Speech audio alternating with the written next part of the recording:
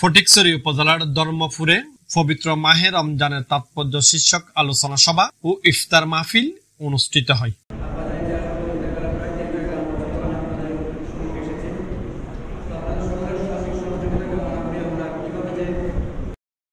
25 March সন্ধ্যায় আল্লামা সৈয়দ মোহাম্মদ খালেদ আজম স্মৃতি ফাউন্ডেশনের আয়োজনে ধর্মপুর কোটেরপাড় সিদ্দিকে আকবর নাজেরিয়া আজমিয়া মাদ্রাসা সংলগ্ন মসজিদে অনুষ্ঠিত হয়।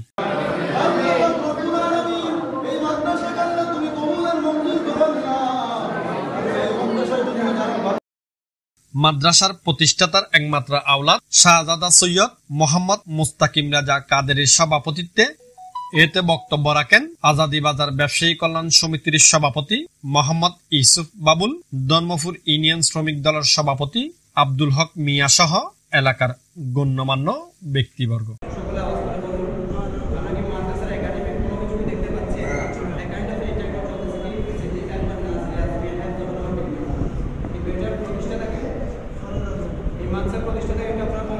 খালেদ আজম হুজুর